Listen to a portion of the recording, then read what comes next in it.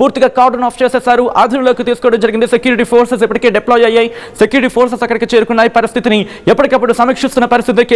కేంద్ర హోంశాఖ ఇప్పటికీ అలర్ట్ అయింది. మరి ముఖ్యంగా national security advisor Ajit Doval ప్రస్తుతం ఈ ఘటనకు సంబంధించి ఆరా తీస్తున్నట్టుగా తెలుస్తుంది. కేంద్ర హోంశాఖ ఇప్పటికీ ఈ ఘటనకు సంబంధించి ఎప్పటికప్పుడు డీటెయిల్స్ తెలుసుకుంటోంది. ఈ ఘటనకు కారణం ఏంటి, ముందుగా క్షతగాత్రులకు వాళ్ళని సరైన ట్రీట్మెంట్ ఇప్పించడం, వాళ్ళని కాపాడుకోవడం ప్రథమంగా అక్కడ కర్తవ్యంగా తెలుస్తుంది. దాంతోపాటు ఇంకా ఈ ఘటనకు సంబంధించి ఇంకా ఏవైనా కారణాలు ఉన్నాయా, మరి ముఖ్యంగా ఇక ఇద్దరు ఉగ్రవాదులకు సంబంధించి వాళ్ళు పట్టుకున్న తర్వాత ఈ ఘటన జరగడం ప్రస్తుతం షాకింగ్గా నేపథ్యింది.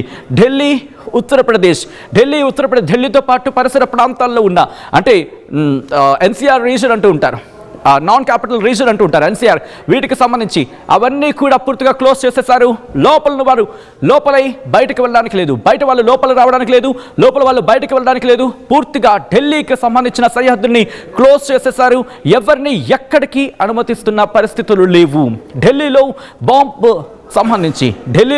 బాంబ్ బ్లాస్ట్ జరిగిందా? ప్రస్తుతం దీనికి సంబంధించి బిగ్గెస్ట్ క్వశ్చన్ మార్క్. ఢిల్లీలో జంట పేలుళ్లు సంభవించాయి. కారులో ఒక్కసారిగా పేలుళ్లు సంభవించడంతో అందరూ షాక్ గురైన పరిస్థితి. విజువల్స్ మీరు చూస్తున్నారు.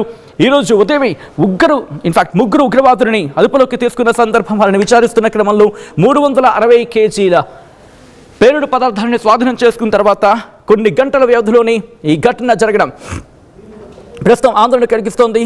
పేలుడు ధాటికి అక్కడ పార్థివ దేహాలు ఛిద్రమైపోయాయి. కొన్ని చోట్ల కాళ్ళు, కొన్ని చోట్ల చేతులు, కొన్ని చోట్ల ముండం, కొన్ని చోట్ల ఆ శరీర భాగాలు, అవయవాలు ఎక్కడెక్కడో పడి ఉన్న సందర్భం.